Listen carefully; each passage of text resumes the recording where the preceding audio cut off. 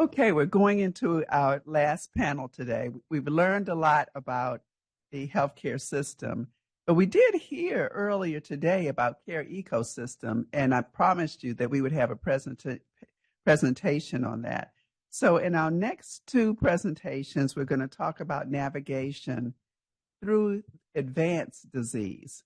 So our first presenter, Kate Posen, is on Zoom.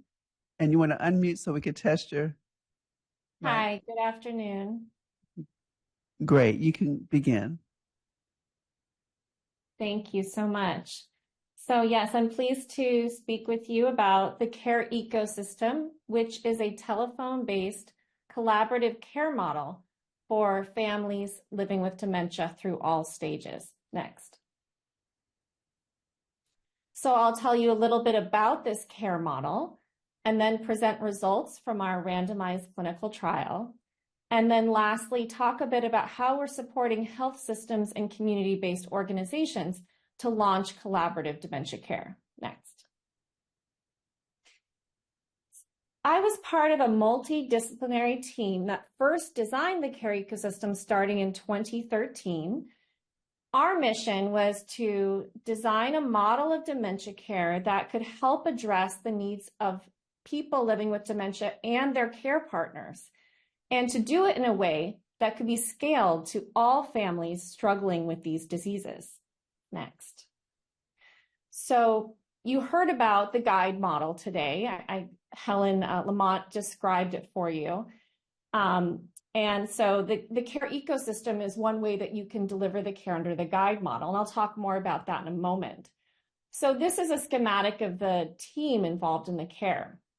The care team navigator is an unlicensed but trained dementia care guide. And these care team navigators each have a caseload of families with whom they develop a relationship and deliver the model of care, mostly over the telephone. So the care team navigator always first prioritizes the needs of the caregiver, of the dyad. You know, what is pressing for them? That's what they help address first. So they respond to those needs. Oftentimes they know how to respond to the needs themselves because of the training they've received and the resources they have access to. But when the needs exceed their scope, they can triage to dementia specialists. Also, the care team navigator works proactively with the dyad to help them prepare for what's coming down the road in the dementia care, to try to shift away from this crisis-oriented care that Dr. Borson spoke about. Next slide. So the care ecosystem and other collaborative care models, they cover a lot of different components of care, both for the person living with dementia and the caregiver. Sometimes I like to think about these different domains as covering these four modules. Supporting the caregiver, so offering suggestions and advice about how to provide care that are personalized to that family. Decision-making, helping them plan ahead for medical, legal, and financial decisions in care planning. Coaching around behavior challenges that often emerge in the moderate stage. Coaching and advising on strategies, and trying to minimize the use of pharmacologic approaches when possible, when they're not indicated. And then lastly, paying attention to medications, helping with adherence, and reducing the use of potentially inappropriate medications. Next slide. Alyssa Seidman, who's a medical anthropologist who works with us, she looked at the care that we've provided in the care ecosystem and applied a qualitative approach to understand what kinds of needs were our navigators attending to by stage of disease. So in the mild stage, the navigators focus the most on helping the family process, accept the diagnosis, navigate new changes in their relationship, advance care planning, and learning about resources. In the moderate stage, our care has focused on managing challenging behaviors, safety, certain symptoms that can be really challenging in the home, like incontinence, community resources, and decision-making about care transitions. And in the advanced stage, the care team navigators focused on assessing and treating pain, caregiver respite, in-home support, brief prognosis, and connections with hospice. Next slide. So as I mentioned, there is some overlap with GUIDE. So I want to highlight where this overlap is. So the care ecosystem meets all of the requirements of GUIDE with 3 exceptions. So GUIDE also requires 24/7 access to a member of the care team, a home visit for patients in the moderate to advanced stages. So as I mentioned, the care ecosystem can be telephone-based, which allows for care across a large geographic reach. But GUIDE does require these home visits and also caregiver respite. So organizations that are providing GUIDE need to arrange for caregivers to get access to in-home respite services. So while these additional requirements are clearly good services for families, they also can present barriers for health systems and community-based organizations that wish to implement across large geographic areas, including rural locales, where providing home visits and in-home respite can be too difficult for many health systems and community-based organizations to orchestrate. So I worry that these additional requirements, which were not part of the care ecosystem research program that I'll share with you in a moment, but I'm worried that these additional requirements may create health inequities such that people who live in resource-poor areas will be left behind by GUIDE. So as we think about advancing these dementia collaborative care models, I'd encourage us to think about how to make these requirements either looser or easier for health systems and community-based organizations to meet. Next slide. So now I'll shift to telling you about some of the results from our randomized clinical trial, which we conducted with 780 dyads across 3 states. And for these dyads, they were randomized 2-to-1 to either receive the intervention or usual care over a 12-month period. We evaluated the program using baseline 6-month and 12-month surveys, and then also electronic medical record and claims data. Next slide. So as I mentioned, we provide care across a broad geographic reach in California, Nebraska, and Iowa. We did it from 2 hubs, UCSF and the University of Nebraska Medical Center. The results of the randomized clinical trial were that the dyads in the intervention group had improved caregiver depression and burden, improved patient quality of life. Also for the patients, the number of emergency room visits were decreased, reduced polypharmacy and potentially inappropriate medication use, and also reduced total cost of care based on Medicare claims. Next slide. I'll tell you a little bit more about some of those findings, starting first with the medications, which is a medication review intervention that was led by Kirby Lee. So this intervention, we found that it was associated with, so basically comparing everyone in care ecosystem to those in the usual care, we found that those in care ecosystem had a reduction in the number of potentially inappropriate medications, and also a reduction in most of the other medication classes that we looked at, including just a simple measure of number of medications and CNS acting PIMS, for example. The number needed to treat to reduce one potentially inappropriate medication was 3 patients. So very robust effect size. I think the reason this medication intervention was so successful was that it was embedded in this longitudinal comprehensive dementia care program. The CTNs had relationships with caregivers and could regularly screen for safety or behavior concerns, changes in medications. And so the care team navigator was well positioned to identify and address medication-related issues and support the caregiver in trying non-pharmacologic strategies for behavioral symptoms. Next slide. And here's a deeper dive into the Medicare costs. So the monthly cost reduction on the full sample of care ecosystem enrollees was $500. So every $500 per month enrolled over the 12-month period. So a substantial cost reduction, but it really varied across the people enrolled. So treatment effects appeared to be highest for those patients who had moderate to severe dementia, who had emergency room visit or visits in the year prior to enrollment, and also when the caregiver was depressed at baseline. Next slide.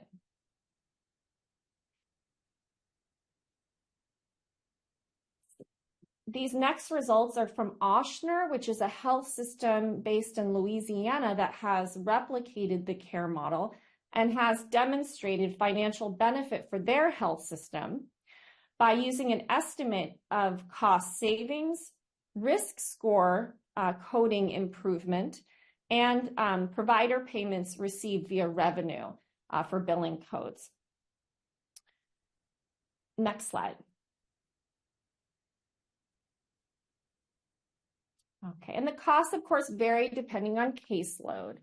In this study, it was estimated that if you have a caseload of 79 patients, which is actually a pretty big caseload for care team navigators, unless they're experienced. But if you can get up to about 79, the costs you can see range from about $86 per month in Omaha, $105 in San Francisco. If you have a smaller caseload, of course, those costs are higher. But still substantially less than the cost savings to Medicare per month. As a reminder, these costs of delivering the care don't include the home visits, the respite support, and the 24/7 access that are required for GUIDE. Next. So my last few slides, I'll talk a little bit about how we have been supporting some really incredible innovators at health systems and community-based organizations as they set up collaborative dementia care with care navigation. So we have a website where we put all of our materials. Everything's open source and freely accessible to launch this type of program. Next. And we have a training program, for example, that you can access through the website. So this consists of about 50 short videos with quizzes. It takes about 8 to 10 hours to complete for a navigator, and we have recommendations about how to complement this with some experiential training. Next.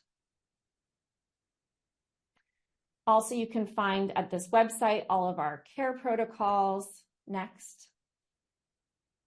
And we have a curated education library that includes a lot of materials we've created, but also a lot of materials from other sources that we've curated. It's just organized really nicely so that our care team navigators can quickly find some useful information to guide their care or to actually just give to the caregiver, depending on what need they're trying to address. Next. And a lot of these materials are available in Spanish and Chinese. Next. So we have the fortune of collaborating with these health systems and community-based organizations around the country. The number is growing all the time. There's really a movement, I think, going on right now to try to launch this type of care, and GUIDE has been a big part of that. Next slide. And so to try to do our best to support these programs, we offer our toolkit, care protocols, and online navigator training online, as I mentioned. We're also, we frequently will consult with these program leaders as they're deciding whether or not or how to launch this type of program. And we offer also monthly meetings for the leaders of these programs to learn together about how to establish this type of care. And we've recently started providing monthly continuing education for care team navigators. Next. Okay, so I just want to express my gratitude to the families who participated in our research and to our funders and to all those amazing healthcare innovators who are working hard to provide better care to their patients and families. Thank you.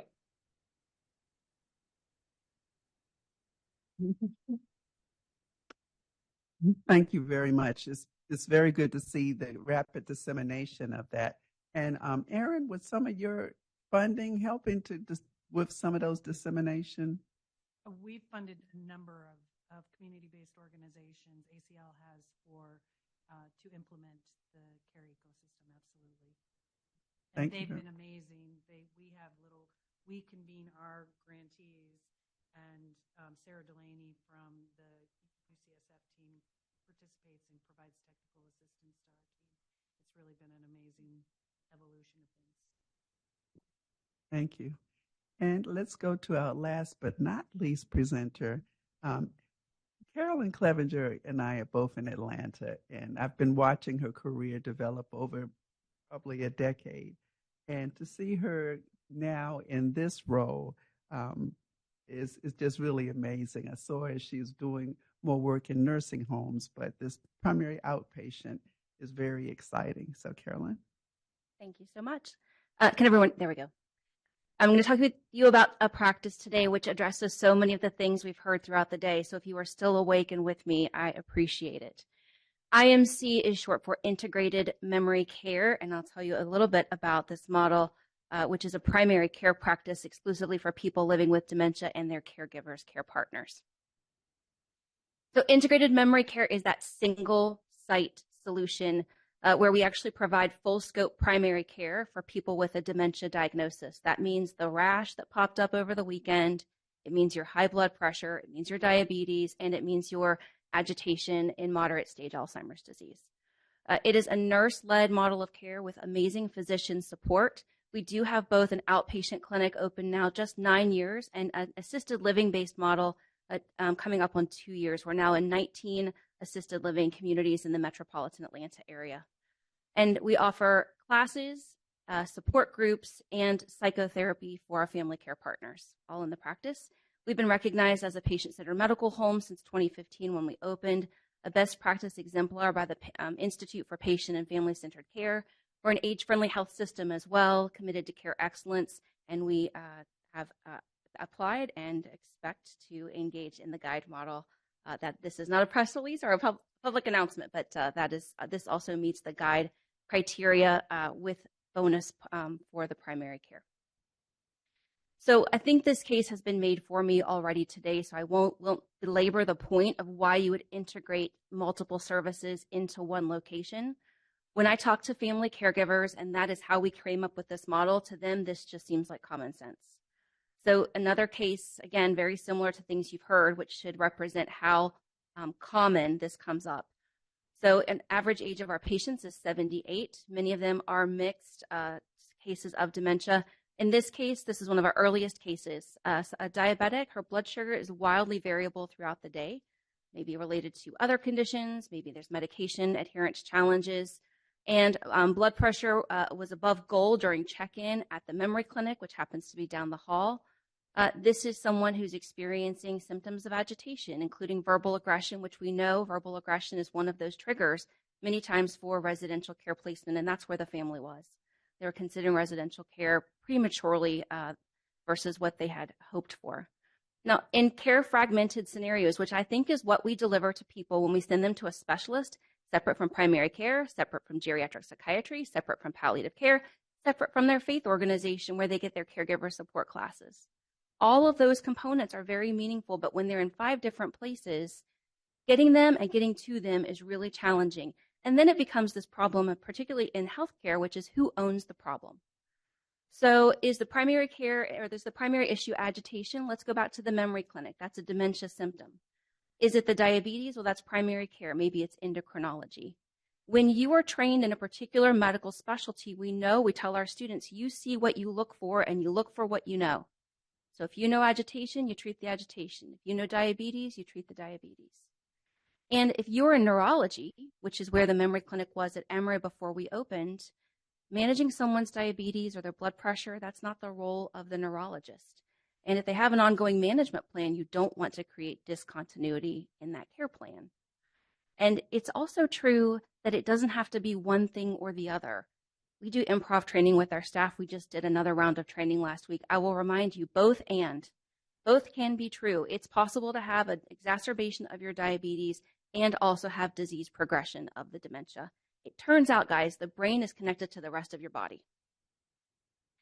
So this is the population we've served in the just under 9 years opening. We've served over 2,500 patients and care partners in our outpatient clinic. This is sort of our standard population, just under 79 years old. The majority are female in terms of our patients. 42% of our patients identify as a racially minoritized population. We really have the sweet spot in moderate stage folks, and the majority certainly have Alzheimer's disease, but we are glad to see patients with frontotemporal dementia, with Lewy body disease, with vascular disease, and other less and large buckets of dementia types. I'll just give you the design principles rather than all of the components, as my colleague did earlier, and I'll walk through these that we've published previously. So the first thing, as you may have noticed, is that we are a one-stop shop. I have been referred to as the Walmart of clinics. I sometimes will say we're more like an all-inclusive resort. So the idea is that you can come to one practice team and receive the majority of your care. So everything you would expect in primary care, and we are adult gerontology nurse practitioners. I'm a gerontology nurse practitioner. That includes that annual wellness visit. It includes talking about mammography and colonoscopy as appropriate for your context. We've talked about chronic diseases. It turns out if you are the person who has prescribed something, you're much more comfortable deprescribing when you're managing all of the prescriptions for this patient. We deal with those minor acute illnesses. We've been chasing people after hospital follow-up. Every morning we huddle and talk about who's in the hospital, who are we watching, who's in subacute rehab, and let's get a hold of them / message the inpatient team so that we can have consults as appropriate. We do have patients who see other specialists, and we're glad to be coordinating with them. Under the dementia care practices, I designed this following the quality measures. So not only people come to us with a diagnosis, but the diagnosis you received, is there clarity around that? Do we feel confident that this is the underlying pathology? And where you were when you got that diagnosis, things have likely changed. So do we agree and understand the stage today and what we're worried about or concerned about over the next 6 to 12 months? That's that anticipatory guidance. We make sure that we coordinate with adult day programs if someone goes to that type of care. And then we've been coordinating with assisted living much more closely now that we are actually in those communities, of course. We now, as part of our community program in assisted living, have a customized companion care program with trained community health workers who do one-on-one cognitive stimulation and engagement with those residents. And then we have had since the day we opened after hours direct access to our team.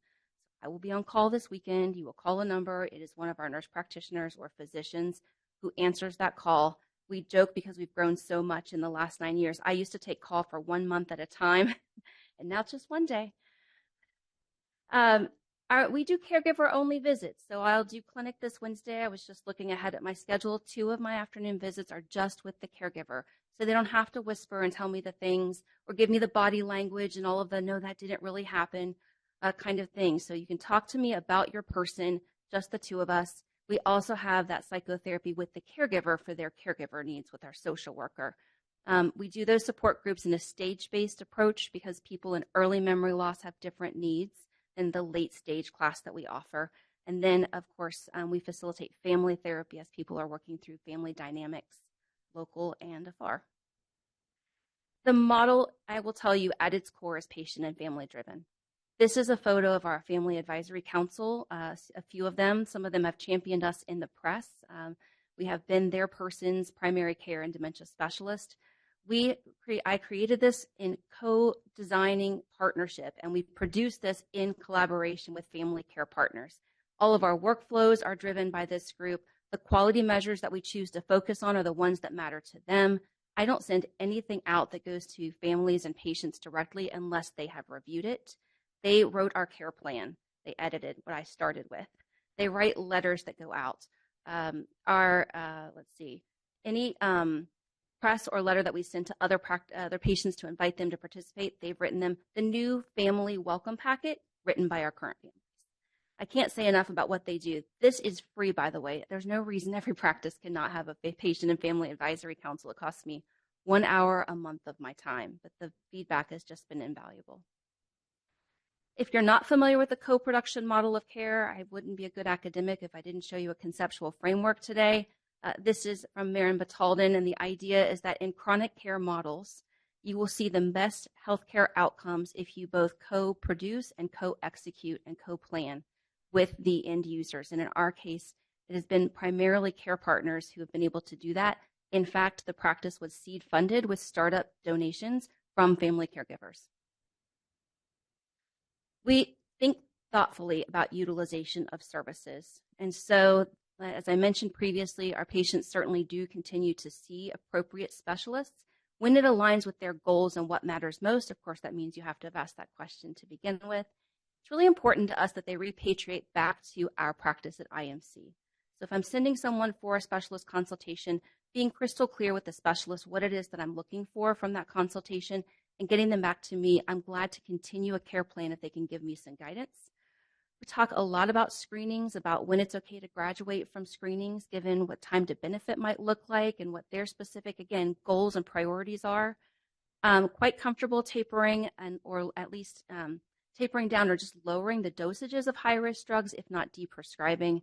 And then that after hours access to our team has prevented a number of emergency department visits, as you can imagine. We've published on that as a single group compared to national benchmarks. The team is, we didn't mention palliative care as a lens, but that is sort of another lens overall for the practice. We do have a palliative care specialist as part of the team. And part of that idea of understanding stage and prognosis and being clear about diagnosis begins here. What are we facing? Let's talk about the plan that makes sense.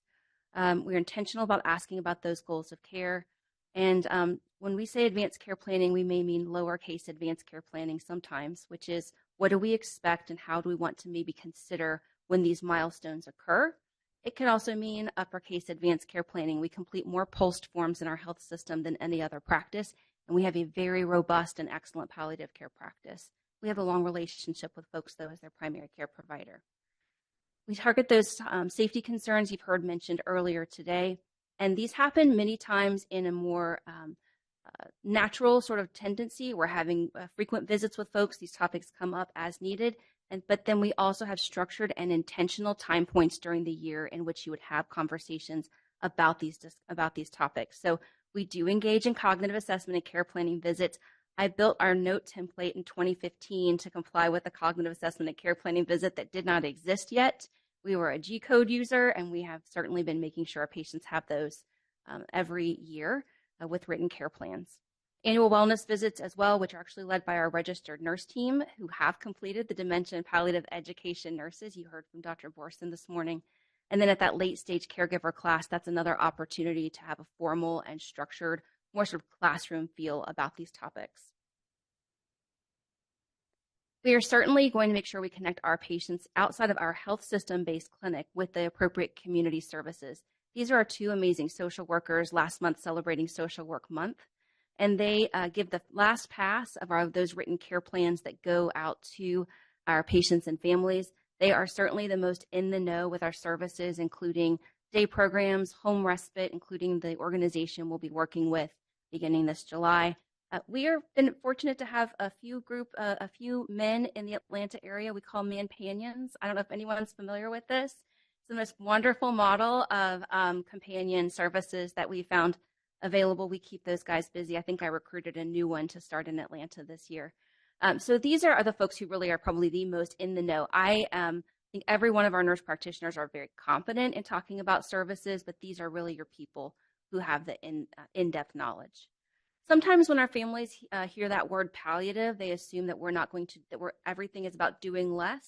I think it's more about what's doing most appropriate and helpful things. And it turns out in the case of neuropsychiatric symptoms, aggressive symptom assessment, first of all, asking the question about whether these exist, how severe they are, how much distress they're causing, and then addressing them in all the means and all of the ways in which we know we can address and make a difference in someone's quality of life. We're absolutely aggressive in that category. And then the word that we have found to be used the most when we were doing some branding work and we had interviews and focus groups with our care partners, the word that they used to describe us was accessible. Access has been critically important to us from day one, partly because of our patient-centered medical home designation. So that does mean that after hours line, it means during the business hours, we're in a very large health system and we do not use the call center. It is not something these patients can navigate, just like they really will struggle with a robocall reminder for appointments. You just have to tailor things a bit differently for these folks. We managed that next available appointment. We looked like we were getting a bit full. I've added another provider. I know today because I was on Huddle this morning, I can see my next new patient May 29th. And so that's actually a little far out for us because we're in a surge mode, but we are really keeping an eye toward that. And then we do have a pretty robust team at this point. I mentioned it's a nurse-led model. That means primary care nurse practitioners as well as psychiatric nurse practitioners. Our registered nurses, very well-trained social workers. You heard about our community health workers, supporting physicians and other program staff. Our group has a number of structured communication time points so that we are in touch with one another and that we're all aware of what's happening in our practice. Our team now looks like this 9 years later. It's quite large, including a core team that supports the total practice, our clinic, and our community. And you can see our PFA. Those are the patient family advisor councils who inform what we're doing. We have published a number of outcomes. I'm going to focus just on our most recent findings, which follows a 3-year case-matched control among other patients seen in our health systems. We compare against 2 different groups. So we compare against people in usual primary care who have a dementia diagnosis, who are similar age and gender of our patient. And then we compare against people in primary care who also see a memory care specialist. I would say they're probably getting all of the same services that we do, but they're not co-located. So compared to that first group in usual primary care, their odds of a hospitalization during that 3-year period are 2.037, so about twice as likely to be hospitalized in that period for any reason. And then compared to people who have a dementia specialist in primary care but separate practices, their odds were just under 1.7. Similarly, we are quite comfortable deprescribing high-risk medications. I'm choosing one class to share with you today, which were the use of benzodiazepines. And so compared to those case-matched controls, the odds of having that deprescribed were 3 times higher. And the same is true for whether you have a dementia specialist or a primary care provider just separately located. I think the most important thing for us, and the team is reminded of this on a regular basis, is what does it really mean to family caregivers who, again, are the reason we started it. They were our partners in designing it, and they continue to co-execute with me. This is a comment from one of our family care partners in summation. When people like me show up on your doorstep, we're likely to be more than a little bit lost, in a very dark place and feeling quite alone. You turn on the lights, tell us where we are, point us in the right direction, and show us that we're not alone. And that's why we do this work. This is contact information for me in the practice. Thank you.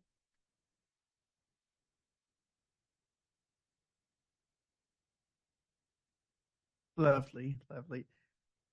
I think that we did accomplish the goal today, which was to really understand what the clinical care system is like for people living with dementia and their care partners. There's work to be done. There are some best practices out there, but it's not widely disseminated. So we have a few minutes before closing and hearing our public comments.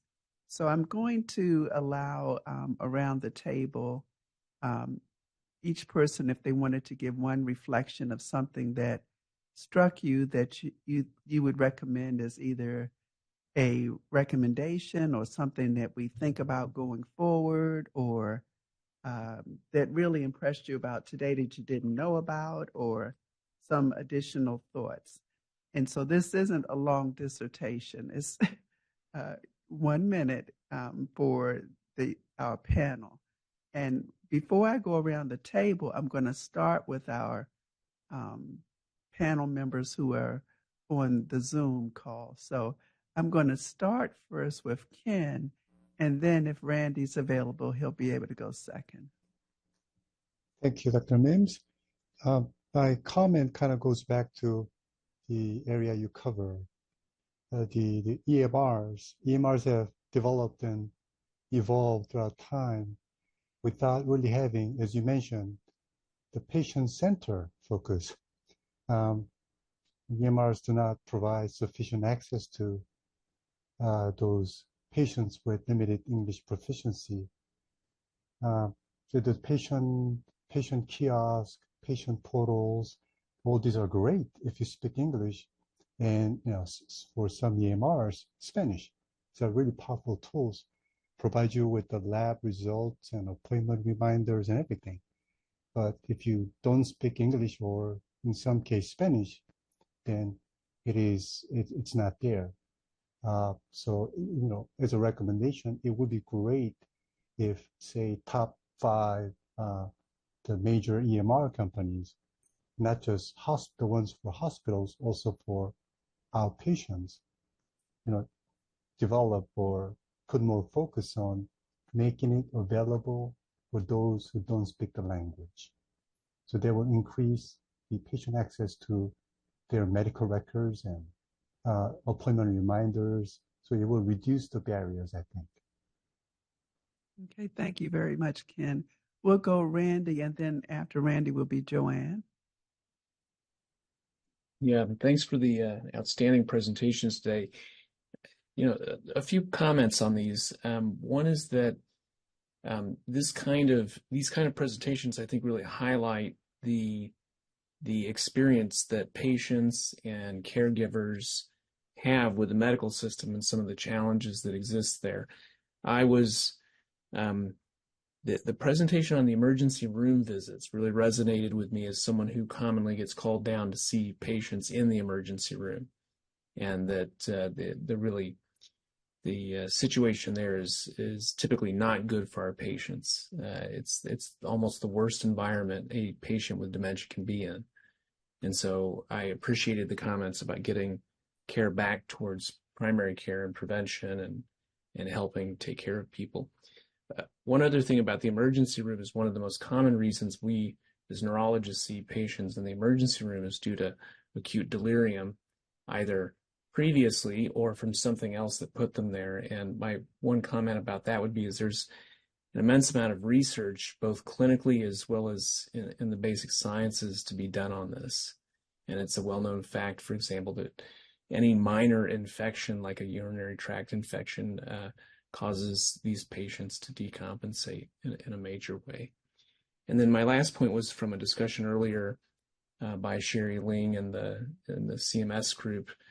She raised what I thought was a very important and insightful question, which is how do we identify what kinds of data and when to share the data from the ongoing registries of patients. And so that's something we plan to follow up with in the research subcommittee of the activities. Thank you, Randy. We'll go to Joanne and then next, Yakil. Yeah, I want to add my thanks and appreciation for the day of presentations, Adrian. I think it was a great overview of multiple different types of quality-related programs that we know can create change for individuals living with dementia and their caregivers from an experience standpoint. I was reflecting throughout the day on what would be the administrative experience of this. We heard both physician and caregiver on this, but what does it take to actually create and incentivize a change in the system to implement something we know is based in quality, based in evidence? What is it going to take for all of us to be able to shift more systems? And to Kate's point during her presentation, especially those places that we know are hard to reach, hard to serve, and don't have as much of a robust infrastructure from a community support standpoint. So I appreciate the opportunity to comment. Thank you, Joanne. Yakil, if you're available. If not, I'm going to go to in the room and go with Deek. So Deek will be next. Yakil. First of all, listen, I also want to thank all the speakers for their excellent, not just the presentation, but also the great work that they are doing. Very impressive. And something that resonated with me, it was kind of like this idea or team-based approach and how important it is to actually start thinking or even like extend it to other sides or this model of caring as a team.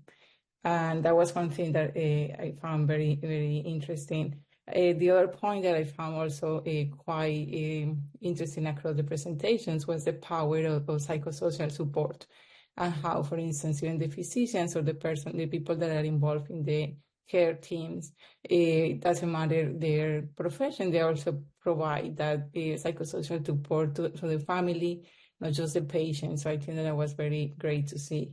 And finally, I also want to say something similar to what Ken said at the beginning, that we have to do a better work, a better job trying to reach out to communities that they don't speak English, because a lot of the services are provided in English. And also going back to access, right? Several patients, they don't even have the access to care. But thank you so much for the opportunity to provide the comment. Thank you, Yakil. We're going to go in the room now, and we're going to concentrate primarily for the non-federal panel members. Deke? From the long-term care sector and hearing a lot of these awesome presentations, I keep going back to how fragmented a healthcare system we have. And personally, I think, it definitely is going to take a village approach for us to make a serious dent. Nursing homes in particular, we operate even further outside of that healthcare continuum, but yet we play such an important role. So while I love all the discussions, I think what I'm looking forward to is how do we connect these dots? As you said, as Dr. Bierman said, we have even a medical record system, EMR systems, that don't connect us. So there's so much dividing us. But I'm interested to see how that village approach fully measures. Thank you very much. Rhonda? This has been such an excellent day. Thank you so much for all the thought and all the work underway.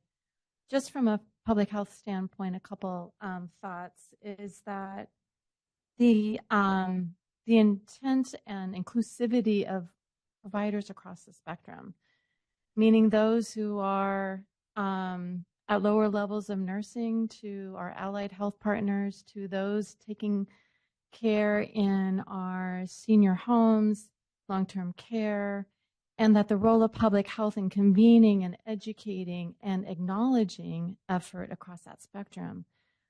Because in terms of stigma and the need to understand and observe and support the care along the continuum is, I think, really important. As well as for public health to help facilitate the uptake of the tools, the training, the education, and the reimbursable components already available is, I think, a role we can do more of. And so thank you for the information on that today as well. Thank you. Helen? To be honest, I think a lot of the fabulous points have been covered. Today we saw such a good diversity of program. Many of them I've been aware of for some time. Others surprised me, which from a caregiver perspective is a good thing, right?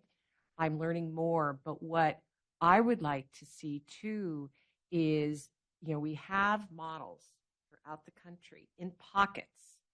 And I would like to see that we kind of, in some way, get this information disseminated.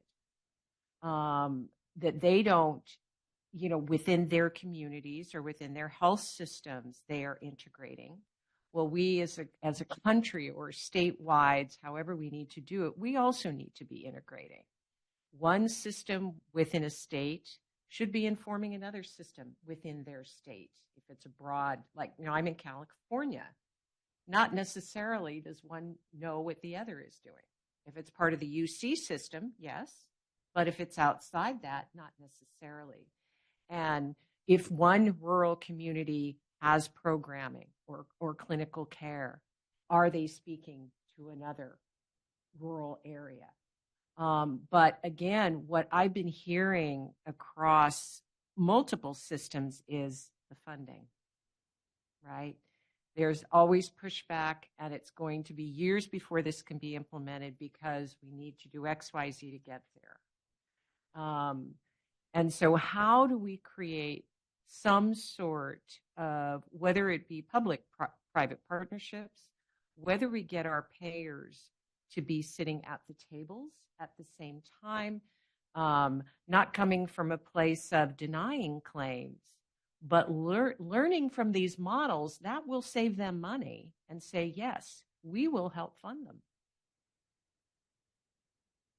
Thank you very much. And I just want to put in a plug that Joanne had hosted a payers summit for dementia care in January and brought the payers to the table, showed them what ideal care looked like, and then challenged them to figure out how to implement it. So I wanted to do a shout out for that. Roberta. Yeah, this is it was a great first in-person meeting. I really enjoyed learning a lot and hearing about all the different programs and different models.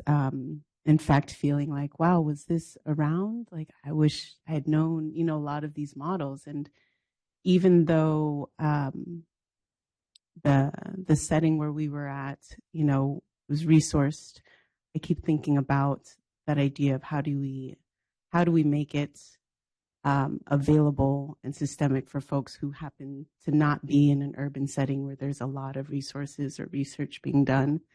And there's one thing that stood out to me. I can't remember who was speaking, but it was a piece around the provider who said, if the caregiver isn't in attendance with the patient, I'm not going to see them. And that really landed with me and resonated with me, because I feel like with our journey, it took a while, even asking my brother to go in with my mom to an appointment, and he didn't go into the room. And so I feel like even that small piece of like our primary care providers, how can you, in that subtle but very powerful way, try and engage like whoever that person's support is? How do you get them to the table? Because we know that folks who are living with dementia or experiencing that cognitive decline, we can't just communicate with that person. We need to know who is on that person's team.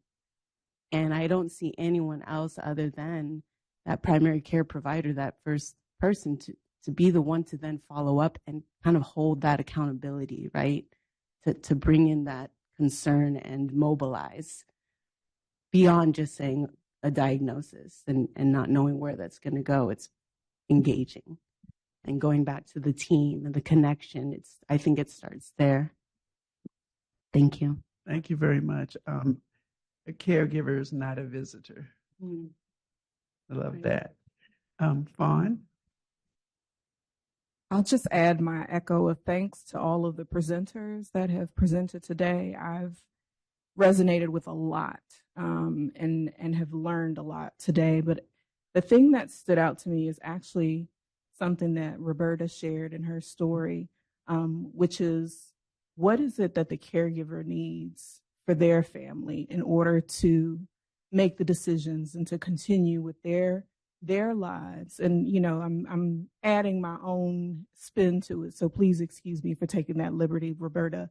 But that resonated with me because at the end of the day, all of the things that I'm hearing reminds me of, there are all these caregiver resources, but they're not all in one place. And the fact that caregivers today, right now, are still learning about new things, yes, that's a great thing. And yet, how do we start standardizing? How do we start making this accessible? And I couldn't help but just recognize the privilege within that, because in all of the conversations that I believe I heard today, there is a level of understanding of the healthcare system. There was a level of having that insider knowledge. There was a level of having access to the urbanicity of the environment. There was a level of there's just this privilege. And where are those folks that don't have that? And how do we make sure that those caregivers are also getting this volume of information that's out there? How do we do that?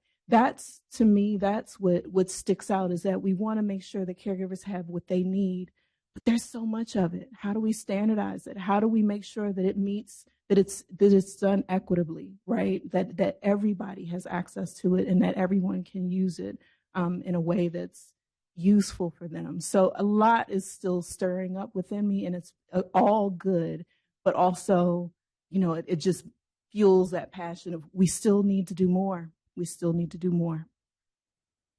Thank you. Brother John Richard?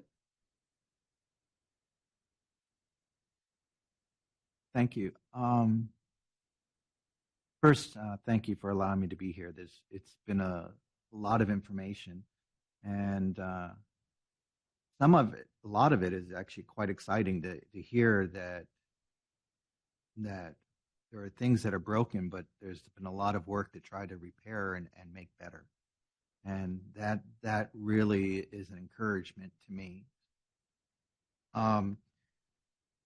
I've really enjoyed the fact that with the CMS discussions that there was mention of auditing patient records for statements of schizophrenia without an actual diagnosis process to get there, and the idea of removing the antipsychotic out of the picture, which so often gets given for behavioral issues.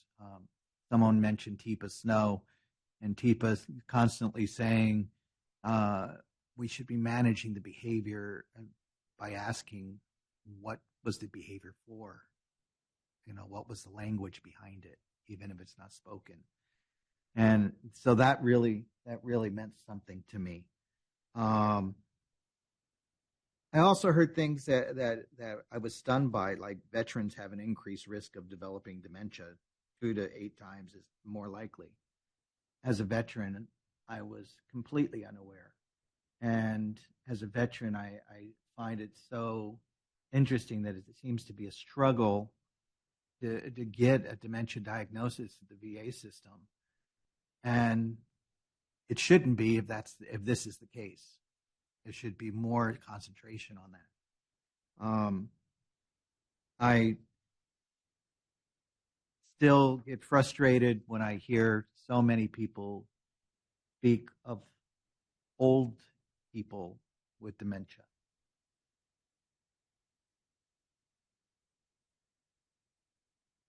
Tomorrow you're going to hear about young onset. I was 46, 47 when I started having issues. And I'll talk more of that tomorrow. But the thing is that there's a whole world out there of people living with dementia in their 30s, 40s. I lost a good friend because he couldn't live with himself, feeling like he was letting his son and his wife down because he had dementia at 34. There's got to be more done to recognize that.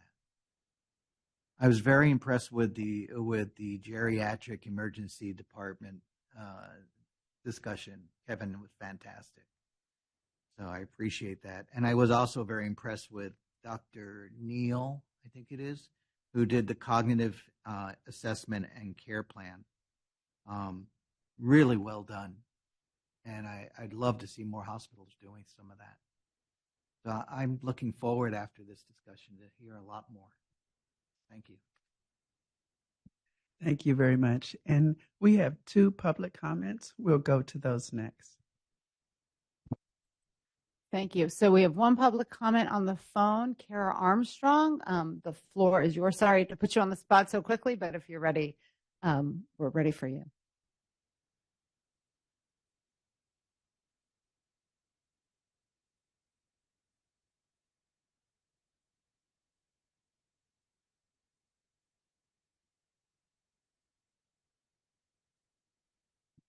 Okay, we'll give Kara a second, and then the second comment is for me to read.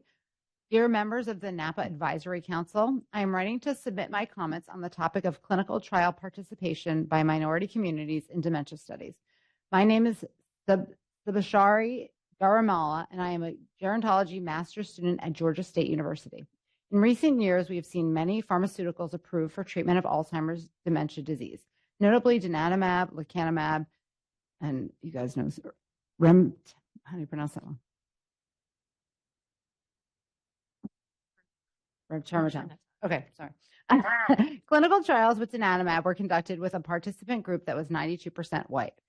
Similarly, lecanemab underwent clinical trials with 76% non-Hispanic white participants, 17% Asian participants, 12% Hispanic participants, and only 2.5% Black participants. The lack of significant diversity across clinical trial participants may mean medication may not work the same for everyone, but researchers are only able to assess the range of responses the majority white participant population has. Considering that older Black adults are twice as likely to get diagnosed with Alzheimer's dementia, this discrepancy in clinical trial participation does a great disservice to those vulnerable to dementia symptoms. I would like to ask this council to consider the need to increase diversity in recruiting clinical trial participants. One significant aspect of participant recruitment among the Black community would be gaining trust of older adults so they are able to access necessary resources. Advocates work several years to gain the trust of community leaders and key players in order to be able to best serve populations. Sonia Martinez volunteered with the Alzheimer's Association and advocated for 9 years for the Hispanic Latino community to increase education on Alzheimer's, as well as address stigma of dementia diseases within the community. The emphasis on building multicultural alliances and growing trust between communities and advocates is crucial to progress in inclusion and diversity. The amount of time and effort invested by advocates should reflect on the strength of the relationship. My hope is that we see deeper investment in community advocacy and trust building. Thank you for your time. I appreciate the opportunity. Thank you. Kara, I apologize that we did not hear you. I see you're speaking.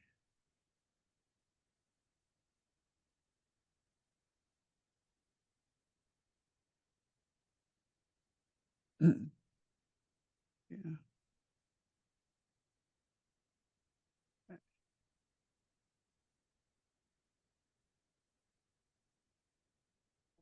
Unfortunately, Kara's audio is not working. We did have that challenge once today. We're able to fix it. If we're able to hear from her shortly, we'll have her do a presentation, but her whole written presentation will be available on the web. In the meantime, I'll just give my closing remarks. All the presenters hit it out of the park. You understood what I was hoping to accomplish.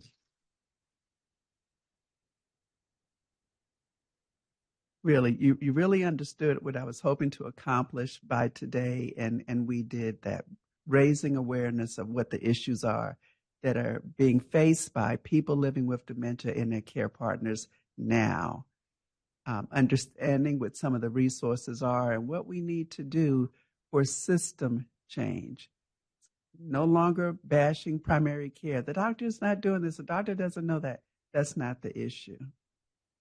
They don't have access. They don't have the design in place for them to work as a team and being reimbursed to do this well. And you can't just give this to a physician and say, okay, go do this way. It doesn't work that way.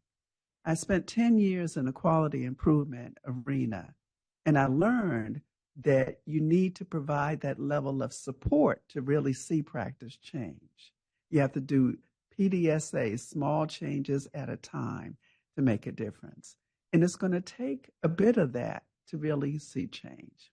So I want to thank everybody for attending today. Tomorrow is going to be awesome. I'll let Helen talk about a bit about tomorrow and about today's dinner. But in my closing, thank you very much.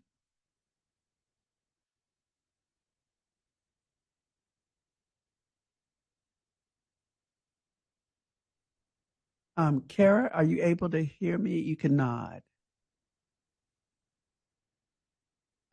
So unfortunately, we have had some challenges with the sound, and we were not able to hear your presentation.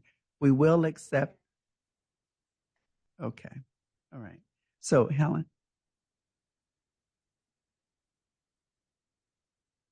Well, to the committee members and people here in the room, tonight we are having a small get-together scheduled at 5:30. It is going to be at the rooftop area of the Hyatt Place, which is around the corner. And those of you staying at the Residence Inn, it is literally just half a block. It is on the corner of E and whatever the street is that we walk down to get here. Our agenda for tomorrow will start off at 9 a.m. and we'll continue till 1. We'll be covering quite a few topics. We'll be talking about certainly young onsets. We'll hear personal stories across 3 different diseases and very personal stories. Then we'll go on to talk, we'll have a social worker. Actually, we'll start off the morning. And Susan will be talking about programming that they developed at Rush University and has been operational for a number of years. Sadly, has not been replicated anywhere, but it's very well done. And then we're going to have a presentation out of Northern Nevada. And Amy DeWitt is going to be talking about how they have the neighbor network that deals with those people with intellectual disabilities, including Down syndrome. And then after our breaks, Deke is going to be discussing the challenges in long-term care placement for those with young onset, and how those challenges, really preclude many getting into care. So then we're going to deal with those populations on the margins. And so Dr. Margot Kushel out of UCSF, we have her recording. She unfortunately cannot be here, and it took everything she had to even record because she's been sick. So hopefully we can turn the volume up and her poor little voice will project well tomorrow. But it's a lot of statistics as to what is going on in this country, as to the homeless issues, those 50 and above, and some underlying causes and what we need to be watching for. And then we're going to end the day on another marginalized group that their populations are aging dramatically, and that is those within the prison systems, those that are incarcerated. And so we'll see the model that California has put into place. Dr. Michelle DeThomas, who actually will be joining us this evening, she will be live here tomorrow and share that. And so I hope to see everybody here. It'd be great. I apologize that you'll see me run out because I have a plane to catch, but I think our Kara is ready to present.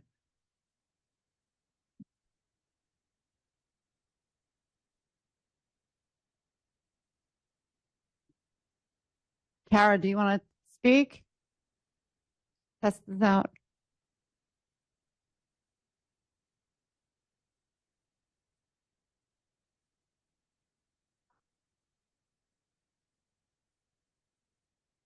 Can others on the call still hear us? Randy, you can hear us? You're nodding. Okay.